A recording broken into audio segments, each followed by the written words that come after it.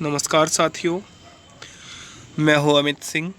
GSM college Bewar के digital platform पर आप सभी का स्वागत है।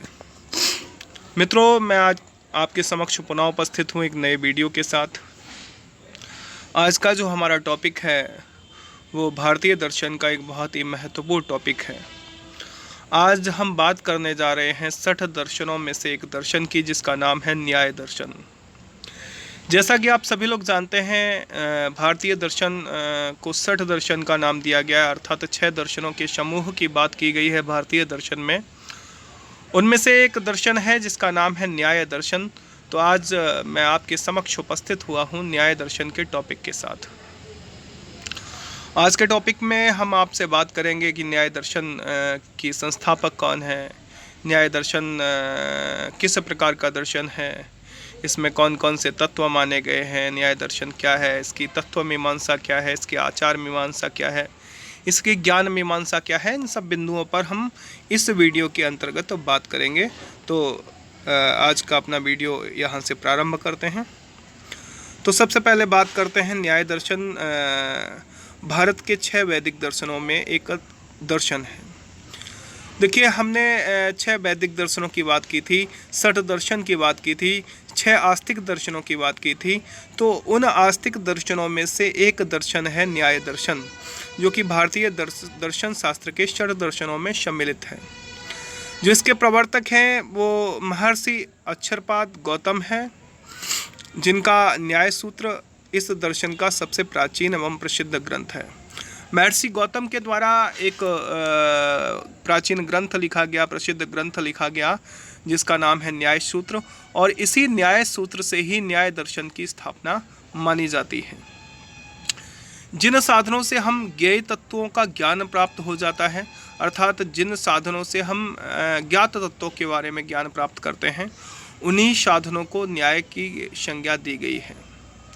देवराज ने न्याय को परिभाषित करते हुए कहा है, नियते विवक्षितार्थ अनेन इति न्यायः।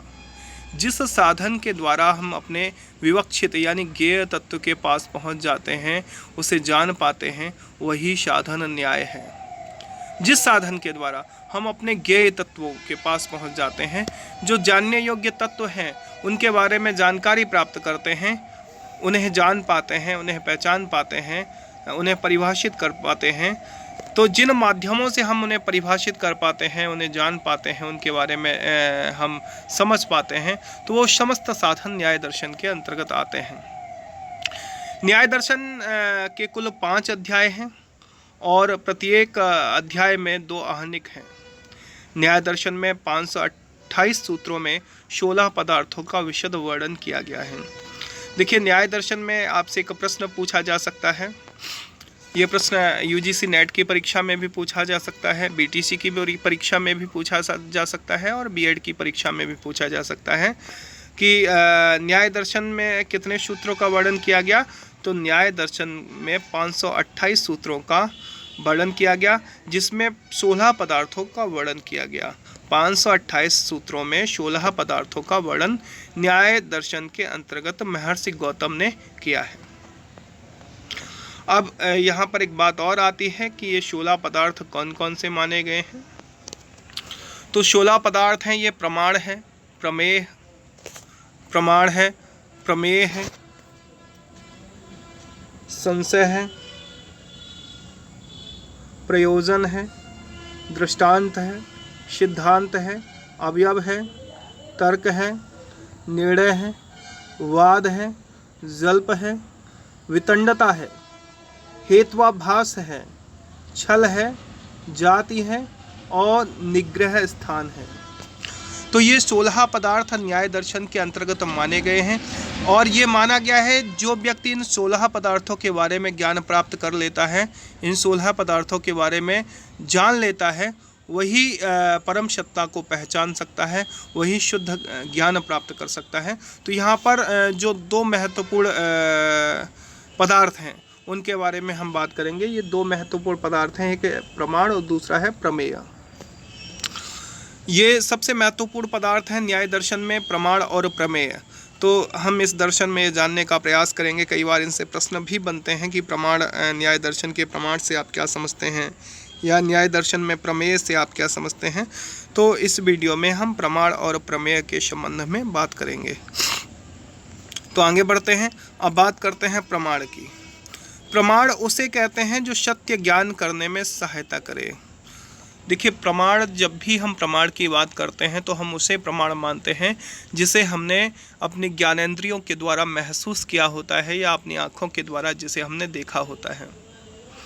क्योंकि प्रमाण वही होता है जो सत्य होता है, और सत्य वही होता है जिसे हम ज्ञानेंद्रियों के द्वारा परख सकते हैं, जिसकी पहचान अपनी ज्ञानेंद्रियों के माध्यम से हम कर सकते हैं। तो अर्थात वह साधन या प्रक्रिया जिससे किसी दूसरी बात का यथार्थ ज्ञान हो।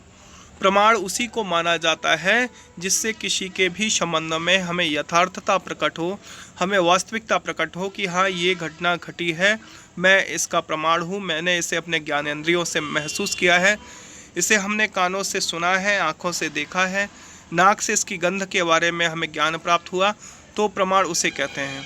प्रमाण न्याय का मुख्य विषय है। प्रमा नाम है यथार्थ ज्ञान का। देखिए, प्रमा कहते हैं जो ज्ञान यथार्थ है, जो हमारे सामने है, जिसे ज्ञानेंद्रियों की कसौटी पर परखा जा चुका है, उसे हम प्रमा कहते हैं। और यथार्थ ज्ञान का जो कारण हो, अर्थात जिसके द्वारा यथार्थ ज्ञान हो, उसे प्रमाण कहते हैं। यथार्थ ज्ञान का कारण, देखिए यथार्थ ज्ञान का कारण क्या है। अब कोई चीज काली है तो काली चीज को हम काला तभी कहेंगे जब उसे हम अपनी आंख से देख लेंगे। तो यथार्थ ज्ञान हमें कब मिला? जब हमने उसे देख लिया, आंखों से समझ लिया, आंखों के द्वारा देखा गया, उसकी जो संवेदनाएं थी वो मस्तिष्क पर पहुंची, तो मस्तिष्क को इसके संबंध में जो प्रमाण मिला, मस्तिष्क ने कहा ये काला है, तब हमने इसे काला स्वीकार किया। अर्थात जिसके द्वारा हमें यथार्थ ज्ञान प्राप्त हो उसे हम प्रमाण कहें। तो न्याय दर्शन में प्रत्यक्ष, अनुमान, उपमान और शब्द, तो ये 4 चीज़ें देखिए यहाँ पर हमने इसे वर्णित किया है। देखिए, न्याय दर्शन में प्रत्यक्ष किसे कहते हैं? ये प्रत्यक्ष है।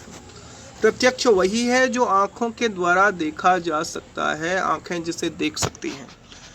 आँखें वही देखेंगी जो हमारे समक्ष होगा, और जो हमारे समक्ष होगा वही प्रमाण होगा। और जो हमारे समक्ष नहीं है, जिसे ज्ञानेंद्रियों की कसौटी पर परखा नहीं गया, वो प्रत्यक्ष नहीं हो सकता, वो ज्ञान का विषय नहीं हो सकता। इसके बाद दूसरा इसमें बिंदु आता है अनुमान का। तो अनुमान कब होता है? जब हम किसी के बारे में अनुभव करते हैं। अनुभव कब होता है?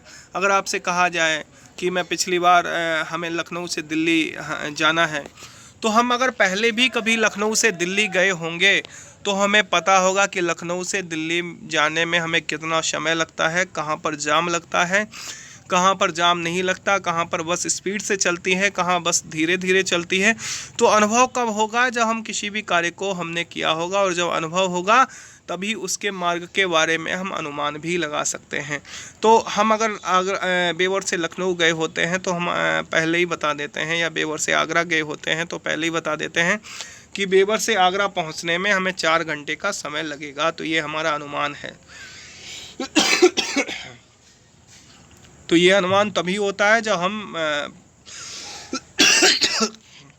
पहले से हमें किसी चीज़ के बारे में पता होता है।